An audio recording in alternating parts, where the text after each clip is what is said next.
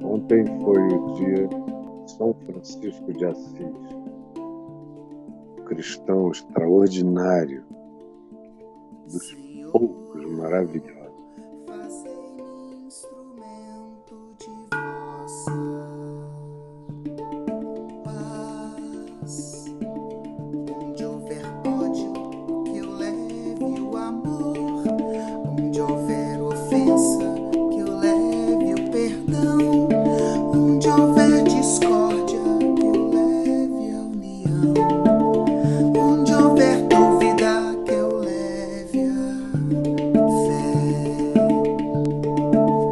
Onde houver erro, que eu leve a verdade. Onde houver desespero, que eu leve a esperança. Onde houver tristeza, que eu leve a alegria. Onde houver trevas, que eu leve a luz.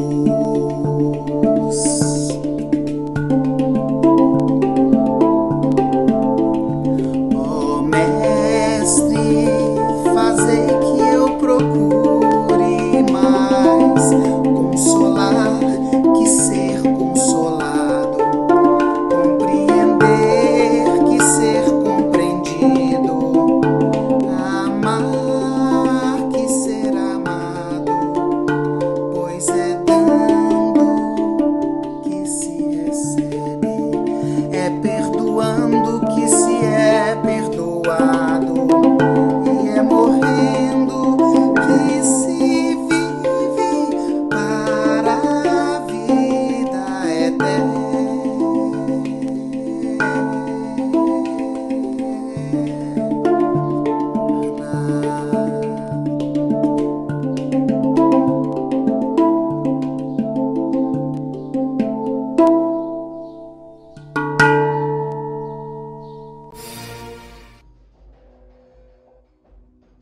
Gente querida, gente boa, eu quis começar hoje, devia ter sido no dia de ontem, mas eu não achei essa oração e hoje ela está aqui rodando porque ela é uma das expressões do Evangelho no curso da História da Igreja. Francisco de Assis, que foi um dos homens que só me lembra o meu pai, que foi uma das poucas pessoas das quais eu tive notícia no curso da minha vida e da leitura da história, que tiveram a coragem de largar tudo que tinham, como meu pai, que era um homem rico, e quando se converteu, se fez pobre, abriu mão de tudo e viveu como um homem pobre muitos anos e depois como um homem que teve uma velhice modesta e do tamanho das necessidades dele e da minha mãe, apenas isso. E são figuras tão raras, especialmente nesses dias tão materialistas, que a gente vê e fica com o coração, eu pelo menos, fico com o coração enternecido ao perceber o que o encontro com o grande tesouro espiritual do Evangelho provocou no coração daqueles que o abraçaram por inteiro e de maneira perplexamente apaixonada. Foi o que aconteceu com Francisco de Assis. E um dos melhores reprodutores dele, desse espírito dele presentemente, é o Papa Francisco, que apesar de Papa, é um Papa despojado, que só não se despoja mais ainda porque não permitem.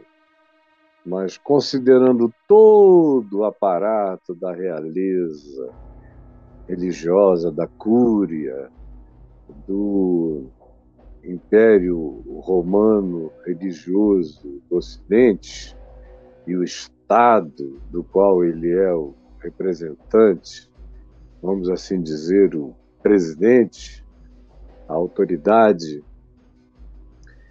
constituída até que desista ou até que morra, considerando tudo isso e esse pacote de 1.700 anos de papado, ele é a própria simplicidade.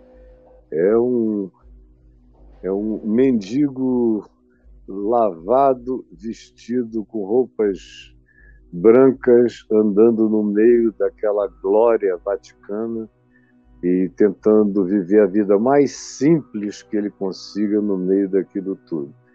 Ele é herdeiro desse legado e que, infelizmente, tem sido para poucos e não para a maioria.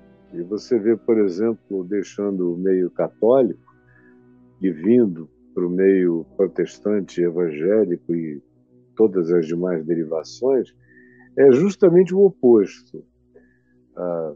Meu pai não foi o único, mas foi o único que eu conheci, que não era um remediado, era um cara que tinha tudo e podia ter o que quisesse.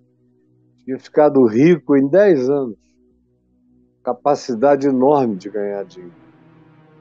Depois abriu mão de tudo. Depois ganhou tudo outra vez e se converteu. Aí olhou para aquilo e falou: para eu servir a Deus do jeito que eu quero, servir o próximo, sendo casado e já tendo 4 filhos, eu vou ter que fazer o que ninguém faz. Ele fez e para nós foi um trauma, eu não posso negar. Para nós, filhos, menos para minha mãe, mas até para ela era um exagero. Ela dizia: por que o Caio não pode simplesmente se converter, ser piedoso, servir a Deus, ser generoso? Por que ele tem que fazer essa escolha de ficar pobre?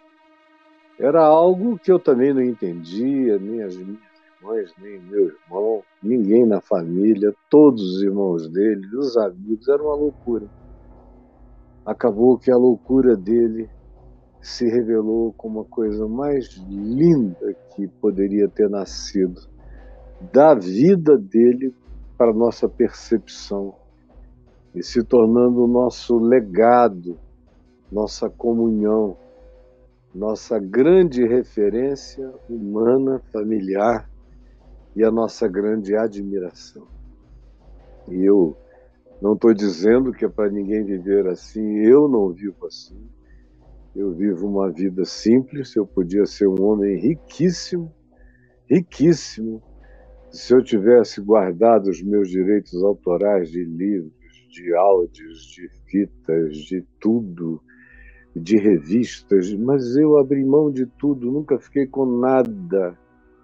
Sempre vivi do que o amor das pessoas projetava e destinava a mim. Eu sempre tirei o que era necessário para a subsistência da minha casa e doei o resto, como eu faço a vida inteira. E farei enquanto eu puder até morrer. Tira para as nossas necessidades, mas não tem nada guardado para nenhum tempo. É uma questão pessoal, ninguém tem que me imitar. Eu é que decidi viver assim.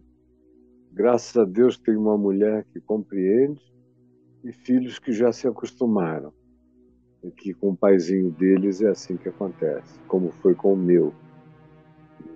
Mas esse não é um padrão colocado para ninguém. A fé que eu tenho, como disse Paulo, tem-na para ti mesmo. A fé que tu tens, tem-na para ti mesmo. Não imponha a subjetividade dos seus vínculos e dos seus namoros espirituais com Deus sobre ninguém mais. É absolutamente único, singular e particular o modo como você tece o seu vínculo com Deus.